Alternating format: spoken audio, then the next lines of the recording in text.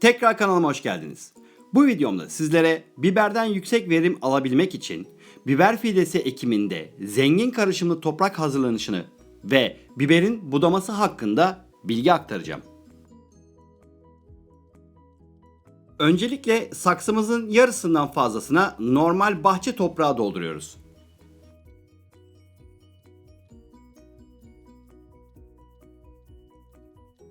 Bu toprağın üzerine ince bir tabaka halinde solucan gübresi serpiştiriyoruz. Bu solucan gübresi sayesinde alacağımız ürünler daha kaliteli olacaktır.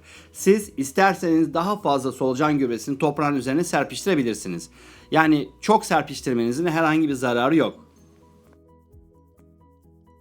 Şimdi gelelim biber fidelerini bu saksıya nasıl ekeceğiz? Her zaman olduğu gibi köklerine bol bol toz tarçın döküyoruz. Tarçın içerisindeki güçlü antioksidanlar sayesinde büyümeyi ve gelişimi hızlandıracaktır. Biber fidesini toprağın içine gömmüyoruz. Direkt solucan gübresinin üzerine yatırıp sağından solundan toprakla destekleyip dik durmasını sağlayacağız. Bu biber fidesi büyüdükçe kökleri toprağın içine inecek ve daha sıkı sarılacaktır. Burada amaç gelişimi sırasında köklerinin solucan gübresine temas etmesidir. Diğer biber fidesini de yaklaşık 8-10 santim yanına aynı sistemle ekiyorum. Bu ekim sırasında dikkat etmeniz gereken en önemli hususlardan biri de fidelerin gelişimini gerçekleştirmiş olduğu saksıdan alırken köklerine zarar vermemeye dikkat edin. Gerekirse köklerinin etrafındaki toprak ile sökün. Kökleri zarar gören fideler ektiğiniz yerde gelişimlerine devam etmeyeceklerdir.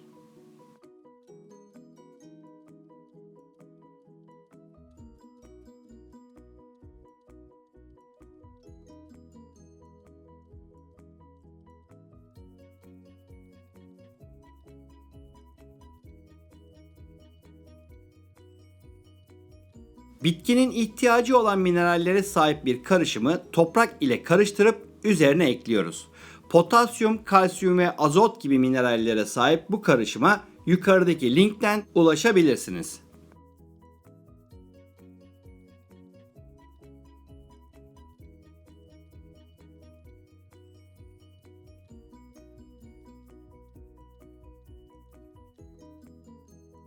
Bu işlemi de yaptıktan sonra can suyunu yani ilk suyunu veriyoruz. Saksının kenarlarına marketlerde satılan bu çöp şişlerden saplıyorum ki kuşlar fidelere yaklaşmasın. Kuşlara herhangi bir zarar vermiyor. Sadece uzak tutuyor. Burada 2 tane saksı var.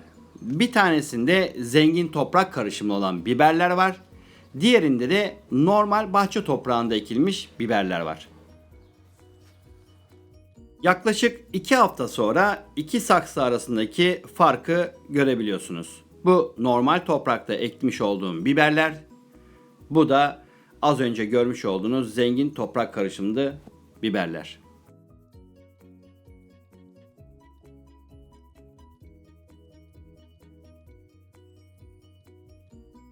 Ve şimdi sıra geldi biber fidelerimizi budamamıza.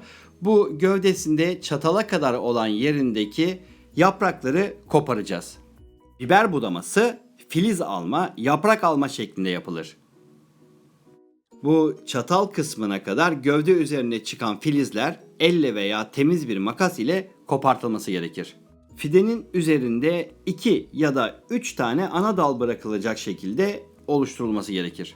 Tepe tarafındaki yapraklara dokunulmaz ki yani bitki nefes alsın, fotosentezi yapabilsin.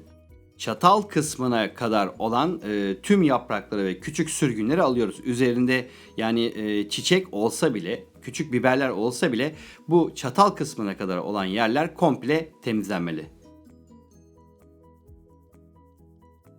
Burada alt yapraklarını almamızın sebebi külleme olmasını engellemektir. Bu bir hastalıktır. Bitkilerin alt yapraklarından başlar, daha sonra taze yapraklara ve sürgünlere doğru geçer. Küllemenin bitkilerdeki görünüşü bu şekildedir. Yaprakların genelde üst yüzeyinden, bazen de hem alt hem de üst yüzeyinden un serpilmiş gibi lekelerin oluşmasıdır. Lekeler zamanla birleşerek bütün yaprağı kaplar. Bitkiler büyümez, çiçek açmaz, meyveler tatsızlaşır. Eğer hastalık çok ilerlemişse yaprak ve meyve dökümü olur. Külleme hastalığı çevrede birkaç bitkide de görüldüğünde rüzgar yardımı ile ve böceklerle çevreye dağılarak yeni bitkilere bulaşır.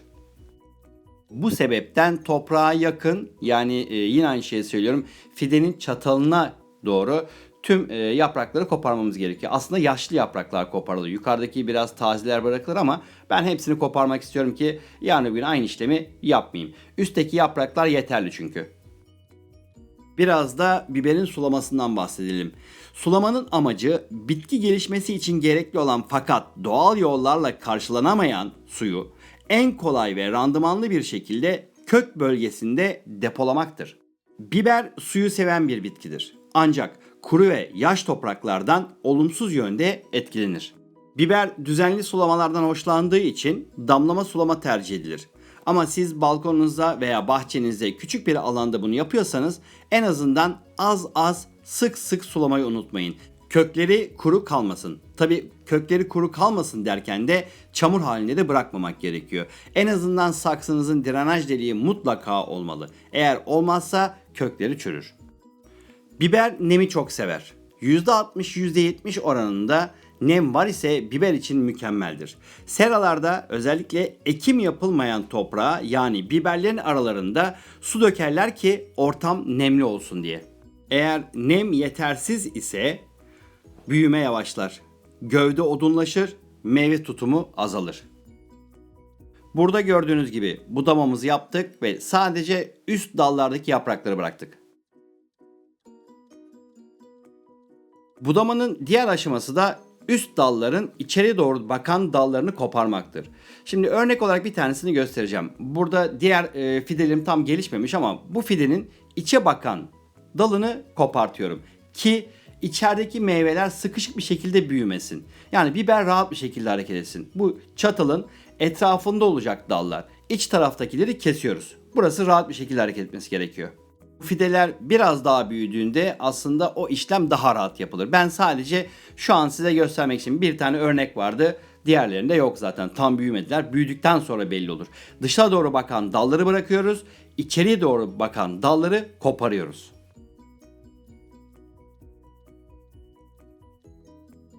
Diğer bir budama işlemi de meyvelerin koparılmasıdır.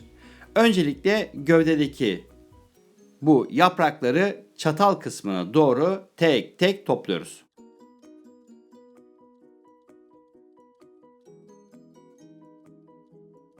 Bakın, bu koparılan yaprakların hemen dibinde gelişmeye çalışan küçük sürgünler var. İşte domatese yaptığımız gibi bu sürgünler aslında yukarı gidecek olan mineralleri emiyor. İşte bunları almamız gerekiyor.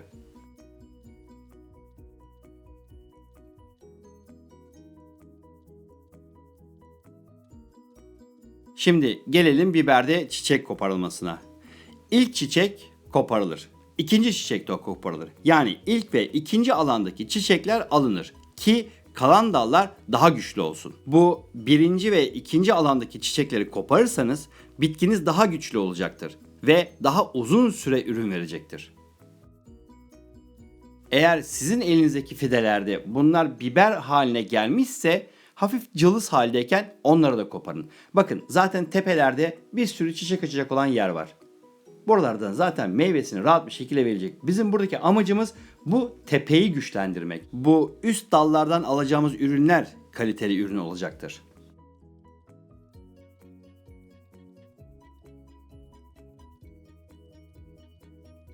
Diğer bir fidemizde de çatal kısmında herhangi bir çiçek yok. O zaman ne yapacağız? İkinci alandaki şu görmüş olduğumuz 2 tane çiçeği koparacağız. Bu fidemizde de aynı şekilde gördüğünüz gibi tepelerde bayağı bir çiçek var. Daha da açacak. Amaç, yine söylüyoruz, üst dalları güçlendirmek. Eğer bu videomu da beğendiyseniz beğeni tıklamayı ve bir sonraki videolarımı izlemek için lütfen kanalıma abone olup zili aktif etmeyi unutmayın.